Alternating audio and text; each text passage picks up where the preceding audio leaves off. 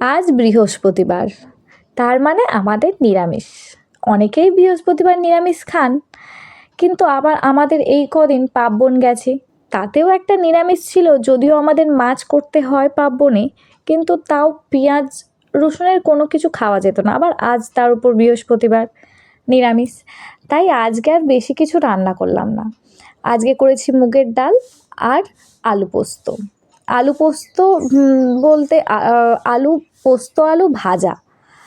এবার মুগের ডালটাকে বেশ ভালো করে ভেজে নিয়েছি। দেখো একটু লালচে লালচে ভাব এসেছে, তারপর জল দিয়ে দিয়েছি। এবার মুগের ডালটা এদিকে সিদ্ধ হতে থাক, ততক্ষণে একটা কড়াইয়ে তেল গরম করে নেব। ডাল সিদ্ধ হতে হতে এদিকে আমি আলু ভাজাটা চাপিয়ে দেবো। আলুতে আমি আগে থেকে নুন আর হলুদটা মাখিয়ে রেখেছি। কড়াতে তেল গরম করে তাতে অল্প করে 5 ফোড়ন আর একটা কাঁচা লঙ্কা দিয়েছি। গুঁড়ো লঙ্কা থেকে কাঁচা লঙ্কা যদি আলু ভাজার সময় দেওয়া হয় না, তাহলে একটা বেশ কাঁচা লঙ্কার সেন্ট পাওয়া যায়, বেশ টেস্টটা বেশি হয়। আমি আগেই বলে দিয়েছি। আলুতে নুন আর হলুদ মাখিয়ে রাখা ছিল প্রায় মিনিট 15।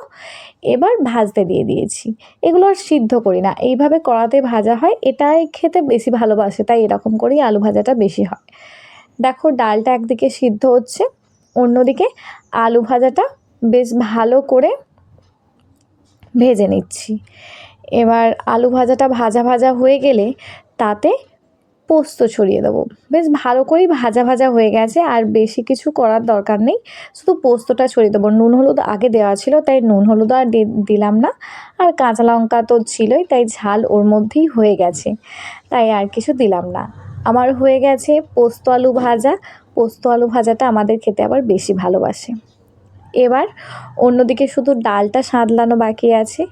কড়াতে তেল গরম করতে দিয়েছি, দিয়ে তাতে 5 ফোড়ন, শুকনো লঙ্কা আর একটা তেজপাতা দিয়েছি। ডাল তো সিদ্ধ হয়েই গেছে অন্যদিকে। এবার এগুলো দেওয়ার পর যখন ফোড়নটা একটু বেশি ভাজা ভাজা হয়ে যাবে, তখন ওই সিদ্ধ ডালটা ঢেলে দেব। ডালে হলুদ দিয়েছিলাম সামান্য সিদ্ধ হওয়ার সময়, ওটা দেখানো হয়নি। এবার যখন ডালটা একটুখানি ফুটে যাবে, তখন নামিয়ে নেব।